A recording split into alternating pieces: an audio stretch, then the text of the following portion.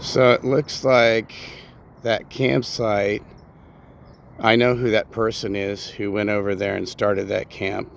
I'm not going to say his name, but he was hiding when the sheriffs came over there the other day to clear out the camp. Only the girl was there. And I'm hoping that he's removing his items, because you see that blue cart? If you look at my videos, it's there.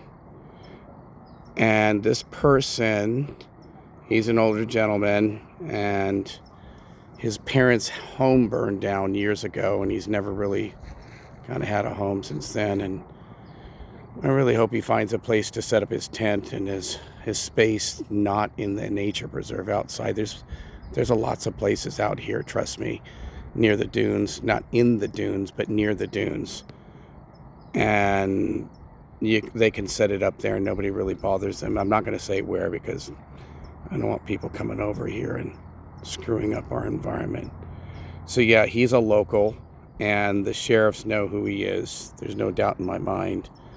It's just unfortunate that they just dismiss these things, and they were here that day and they knew he was hiding from them across the street, and they didn't even go over there and question him and get him over there and tell him to stay out of the creek bed. But it looks like he may be moving. It looks like that's the stuff that was in the tent. He's taking some garbage bags out of there, which looks good. And if that's what I'm doing, I'm grateful that he's doing that and cleaning up his mess. And I hope he can find a safe space to set up his tent so he's not disturbed by other people, because when you live out here, it's the rule of the jungle. It's a law of the jungle. People will come in and ransack your camp, steal things from you, and purposely destroy your camp.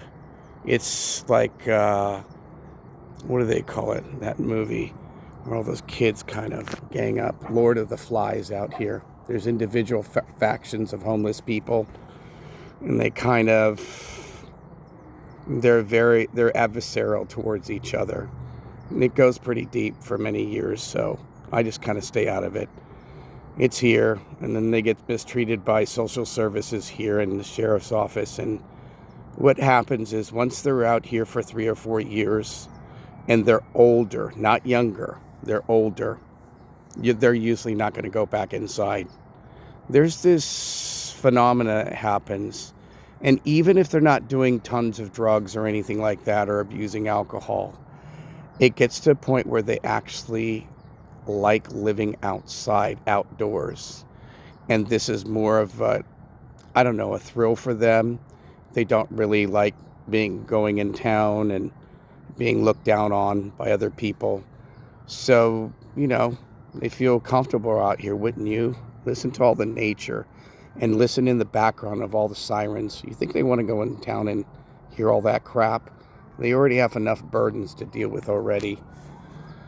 So there's more living out here, and I hope the sheriff's office slowly moves them out, and Jimmy Paulding does his fucking job. He's in a very poor job of mitigating this. He never comes out here. He doesn't want to see this. Out of sight, out of mind. Same thing with the sheriff's office and the park service. Out of sight, out of mind. And there's no patrolling. What happens is, a couple years go by and they have to spend another few $100,000 to remediate something that wouldn't have cost them much if they would have just patrolled the levee from 22nd Street here all the way down to the airport, down to the Guyton's house, right in the airport and the sanitation plant over there, that intersection, because that's really bad over there, much worse than here.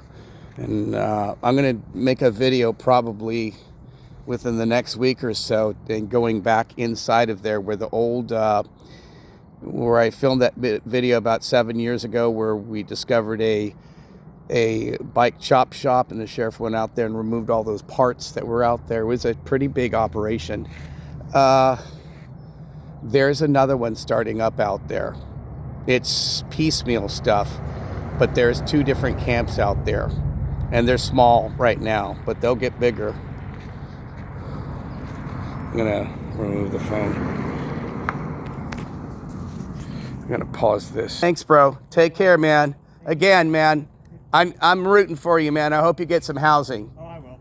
Okay, man. Yeah, thank you for the heads up, too. I'm going to go check that out after a while. Take care of you, brother. All right, Okay, bye-bye. Yeah, and that's him.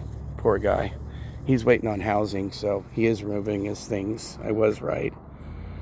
And I know who he is because he helps out around here. He's a really good guy. He does yard work and does work over at the depot, and people really like him, and he's not violent. Okay, so the girl that set up out there, he's getting her out of there too, he told me. So yeah, he's going to set up in another area where there's not any water or nature preserve. So yeah, I'm just telling people you're a good guy on my video. right. Okay, take care, brother. So I don't want to get his face, okay, but he's lived here for years. He's a local, and I feel bad for him. His parents' house burned down, and he's got no place to live, and he's not a nuisance here. He's actually a benefit to our community. So the other girl, we don't know who she is. He don't know who she is either. She just started setting up on his camp, and he's told me that he's going to go set up. I know where he's going to go set up in an area outside of the nature preserve and the creek bed.